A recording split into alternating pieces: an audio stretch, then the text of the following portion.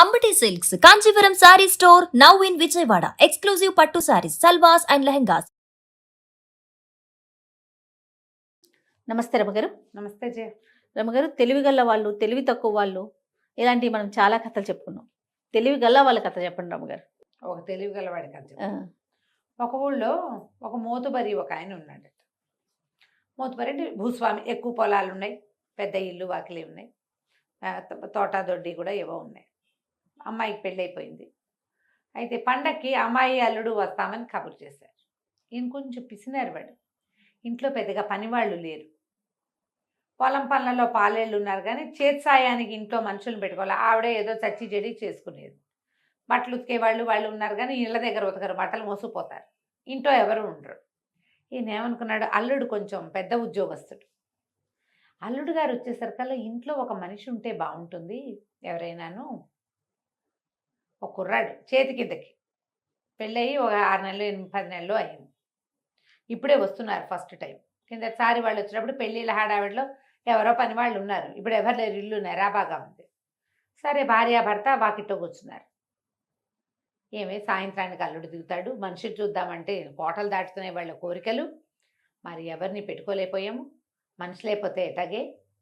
చేసాయాన్ని కూడా వీళ్ళ ఇంట్లో మనిషి లేడని అనుకోవడం, నీళ్లు తోడుకోవటం, బట్టలు ఉతుక్కోవటం, బట్టలు దండమించి బట్టలు తెచ్చుకోవటం, అవన్నీ మన అమ్మాయ పెద్దింట్లో ఉండొచ్చింది, అదేం చేస్తుంది. చేయిస్తే మా పెళ్ళాన్ని వీళ్ళు పని చేస్తున్నారు అనుకుంటాడో ఏమిటోను. పనివాళ్ళు లేరు, ఎటగే అని మాట్లాడుకుంటున్నారు. సరిగ్గా ఇది వీళ్ళు మాట్లాడుకునే టైం ఏమిటి, ఉదయం 12:30 1 గంట వేళ.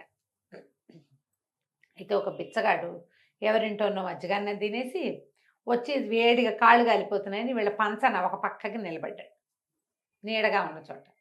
మాటలన్నీ విన్నాడు. వీళ్ళకి అర్జెంటుగా ఒక పనివాడు కావాలి, అంతేగా. సరే, ఏం చేశాడు, 4 అయ్యేదాకా నీడలోనే కూర్చున్నాడు. 4:35 అయ్యేసరికల్లా దూరంగా గుర్ర బండి కనపడుతుంది. ఏ లోపల కామంత్ గారు భార్య హైరాన్ పడుతున్నారు, అల్లుడు వచ్చేస్తున్నాడు. వీడు గబుక్కుని ఏం చేశాడు, వాళ్ళంతా వీధి సావిట్లో ఉండగా చటుకుని దొడ్డు వైపుకి వెళ్తే ఓ పక్కన నుయ్యి, బట్టలు కొని ఉతకడానికి పెట్టిన బట్టలు, ఆరేసిన బట్టలు ఏవో కనపడ్డాయి అక్కడ. ఉతకడానికి మేటేస్తారు కదా, ఆ మేటేసిన బట్టల్లో ఇంచి చటుక్కున ఓ పాత లుంగి, ఓ పాత చొక్కా చేత్తో పుచ్చుకున్నాడు వాడు. అంతకుముందు వాడి దగ్గర చింకి బట్టలు ఉన్నాయి వాడి ఒంటి మీద. చకచక ఏం చేశాడు, నూతి దగ్గర గభాలను మొహం గడిగేసుకుని ఆ చింకి గుడ్డలు విప్పి ఓ పక్కన పెట్టుకుని బట్టల మేటలో ఇంచి విప్పిన బట్టలు ఉన్నాయిగా, అందులో నుంచి ఓ చొక్కా ఓ పంచా దొరకపుచ్చుకుని నడువు కట్టేసుకున్నాడు, చొక్కా వేసేసుకున్నాడు. వేసేసుకుని ఓ తువ్వాలు ఒకటి చిన్నది ఎర్ర తువ్వాళ్ళు ఉంటాయి, చేతులు తుడుచుకునే తువ్వాళ్ళు. ఇప్పుడు మనం అంటే 6, 4 లెక్క ఉంటాయి. ఊళ్ళల్లో అలా ఉండేవి కాదు, చిన్న చిన్న బట్టలు. అందరూ వచ్చిన వాళ్ళందరికీ చేతులకు తువ్వాళ్లే ఇచ్చేవాళ్ళు. గావంచాలు నడువు కట్టుకునేవి. ఓ ఇంతది చేపాటి అంత ఉన్న దాన్ని తీసుకుని తలకు చుట్టుకుని చటుక్కుని వెళ్ళి వాకిట్లో నుంచున్నాడు. గోడ వారకి నిలబడ్డాడు. ఇంతలో బండి వచ్చింది, ఆగింది. బండి ఆగగానే గోడవారి నుంచి బండి దగ్గరికి వెళ్ళాడు. అల్లుడు గారు బండిలో నుంచి దిగుతూ, ఓహో మావగారిని పని బండి పెట్టాడే మావగారు అనుకున్నాడు. ఇదిగోనో అని పెట్టే అందించాడు, పెట్టపుచ్చుకున్నాడు. ఇక అల్లుడు బండి దిగబోతూ ఉంటేనే ముందు పెట్టంది ఇచ్చాడుగా.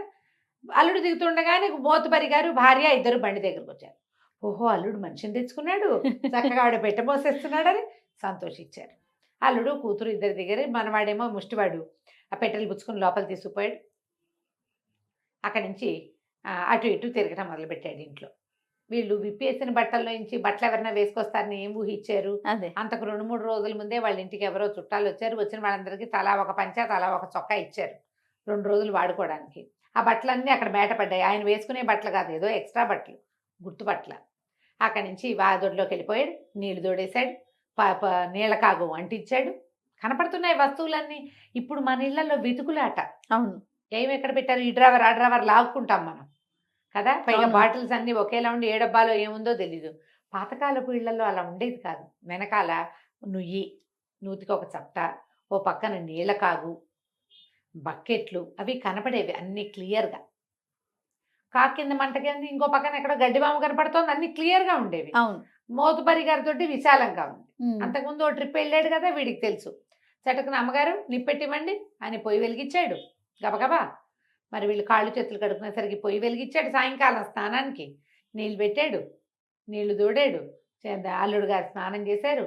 ఆ పని ఈ పనికి ఆయన పిలిచినా పలుకుతున్నాడు, వీళ్ళు పిలిచినా పలుకుతున్నారు. అల్లుడు గారితో వచ్చినటువంటి పనివాడు కాబట్టి ఆ మోతుబరి గారు కూడా ఎహాయ్ వహాయ్ అని వదిలించకుండా ముద్దుగా చూశారు. మళ్ళీ ఓకే. కొంచెం మర్యాదగా చూశారనమాట. మళ్ళీ అల్లుడు గారి పనివాడు కదా, అక్కడి నుంచి అల్లుడు గారు కూడా తన కోసమే మామగారు మా ఇంట్లో పనివాళ్ళు లేరని భార్య ఆల్రెడీ చెప్పింది. తను వస్తున్నారనే పనివాడిని పెట్టాడు కాబట్టి వాడిని కొంచెం గౌరవంగా చూశాడు. నువ్వు కూడా అన్నం తినబోయి, నాన్న ఇందులో అన్నం పెట్టేటోయి నీకు అలాంటివి కనుక్కున్నాడు. రాత్రి వీళ్ళ భోజనాలు అయ్యాక వీడు కూడా పంచలో చక్కగా ఆకేశారు. సరసోపేతంగా అల్లుడు వస్తాడని అరిసెలు గిరిసెలు ఉండారు, అవి 2 వడ్డిచ్చారు, తిన్నాడు.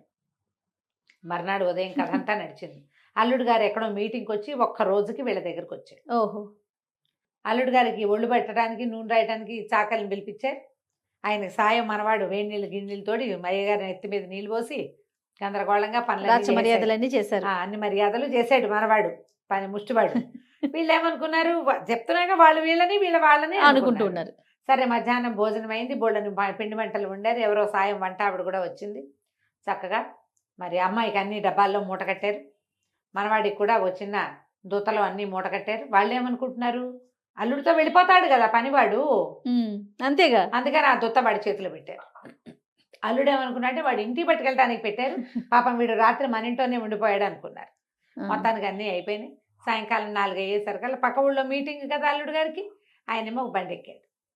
కూతురు ముందు బండి ఎక్కింది, పిల్లకి పసుపు రాశారు, కొత్త చీర కట్ట పెట్టారు, అల్లుడు గారికి కొత్త జామారు అవి సమర్పించారు.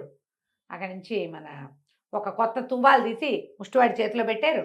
పండగ అల్లుడు వచ్చాడు, పండగ వచ్చింది కాబట్టి వాడికి కూడా పెట్టాడని వీళ్ళు అనుకున్నారు, కూతురు అల్లుడు. అంటే బండి ఎక్కారు.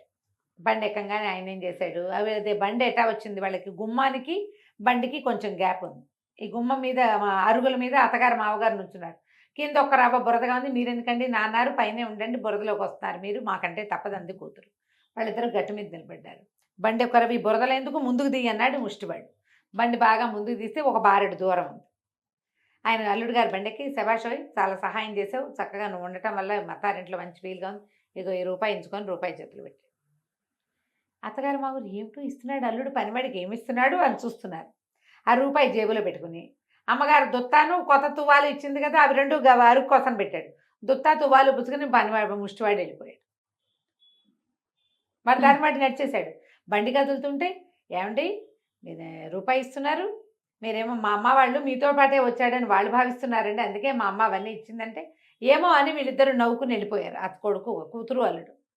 ఈ పైన నుంచున్నారు పెద్ద జంట, వాళ్ళిద్దరు నిర్ఘాంతపై చూస్తారు. ఇదేమిటి అల్లుడు గారు పనివాడికి రూపాయి ఇస్తున్నాడు, వాళ్ళ పనివాడికి ఎందుకు ఇస్తున్నాడు అని.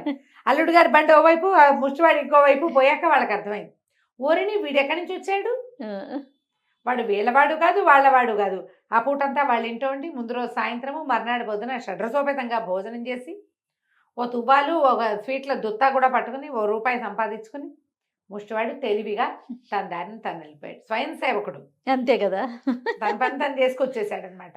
వెళ్ళిపోయాక వాళ్ళకి అర్థమైంది, ఆయన కేకేయటానికి కూడా వీళ్ళది, కిందంతా కొంచెం బురద ఉంది, ఆయనేమో గట్టు మీద ఉన్నాడు, ఆ గట్టు దిగి మెట్లు దిగి వచ్చే లోపల వీడు వెళ్ళిపోయాడు. సందు దాటేసాడు. తెలివి గల వాళ్ళ పని, ఎక్కడ ఇబ్బంది పడకుండా తను ఏం చేయాలనుకున్నాడో చేసేసుకోవటం. ఈ తెలివి గల వాళ్ళ మీద ఎప్పుడో చదివింది ఒక విషయం చెప్తా, చిన్న మ్యాటర్. రైతు బజార్లో అప్పట్లో బజార్ 5 పైసలకి కొత్తిమీర కట్ట ఇవ్వమంది ఒక ఆవిడ. అబ్బే కాదండి 10 పైసలు కొత్తిమీర కట్ట అన్నాడు. అయిందా, ఈవిడ కొంచెం ఏం చేయాలో తెలియదు. పక్కన ఒక ఆయన 10 పైసలు ఇస్తున్నాడు వాడికి. ఆవిడ ఏం చేస్తుంది, చొరవగా 10 పైసలు తీసుకుని ఆ 15 పైసలకు 2 కట్టలు ఇవ్వబోయి అని ఆ 15 వాడి చేతిలో పెట్టి 2 కట్టలు తీసుకుని ఈయనకో కట్ట తనకో కట్ట తీసుకుంది. చూడండి ఎంత తెలివో కదా, 2 కట్టలు తీసుకున్నాం 15 పైసలకి ఇవ్వు. అదే తెలివి కదా, అదే ఇవి తెలివి గల వాళ్ళ లక్షణాలు. ఎక్కడికైనా వెళ్తే మన పని మనం ముగించుకోవాలి, తెలివిగా ముగించుకున్న వాళ్ళ దగ్గర అక్కడ కూడా వాళ్ళ కోసం వీళ్ళ కోసం వెయిట్ చేయకూడదు. మనది మనం తినేసి వచ్చేసాలి ఫస్ట్. ఊళ్ళలో చెప్తారు వేడన్నానికి ముందు వేడి నీళ్ళకి వెనకాల అని. ఓహో, సో పంక్తి భోజనాలు ముందు వెళ్ళిపోవాలి. ఇప్పుడు పంక్తి ఎక్కడ ఉంది కదా, అదే కదా, పంక్తులు లేవు కదా. మామూలు పంక్తులు లేకపోయినా ఈ బఫే సిస్టమ్ లో కూడా చివరికి ఏం మిగలవు. ఐస్ క్రీమ్ అయిపోయింది, కిల్లీలు అయిపోయినాయి అంటారు. అందుకని ముందేళ్ళు తినేస్తూ ఉండాలి తెలివిగా. మనం చూసుకోవాలి. మనం ఇంటికి. నమస్తే రమ్య గారు. నమస్తే.